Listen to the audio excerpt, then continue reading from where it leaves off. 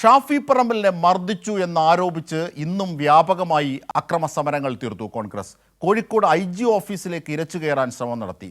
Road ഉപരോധിച്ചായിരുന്നു UDFന്റെ പ്രതിഷേധം തുടങ്ങിയത്. പിന്നീട് അത് അക്രമത്തിലേക്ക് വഴിമാറുകയായിരുന്നു. ഇന്നലെ രാത്രിയിൽ കോഴിക്കോട് പേരാമ്പ്രയിൽ അക്രമം അഴിച്ചുവിട്ടതിന് പിന്നാലെയാണ് ഇന്നും കോൺഗ്രസിന്റെ പ്രതിഷേധ മാർച്ച് അരങ്ങേറിയത്.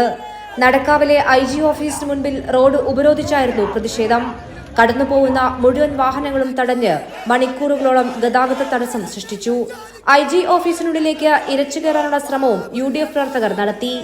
പ്രകോപനപരമായി സംസാരിച്ചും തള്ളിക്കയറാൻ ശ്രമിച്ചതും നേരിയ സംഘർഷത്തിലേക്ക് നീങ്ങി.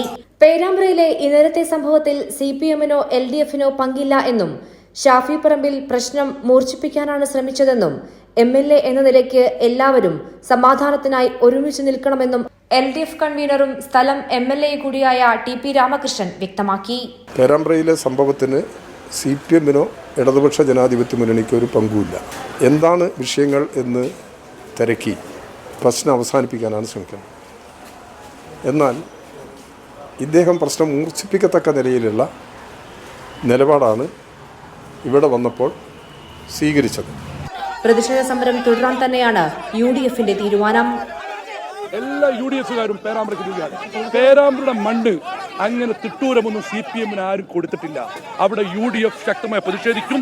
പേരാമ്പ്രയിൽ പോലീസിനെ ആക്രമിച്ചതിനു പിന്നാലെ പ്രതിഷേധത്തിന്റെ പേര് പറഞ്ഞ് ഇന്നലെ രാത്രിയും വലിയ ആക്രമണമാണ് പ്രകടനത്തിനൊപ്പം UDF നടത്തിയത്.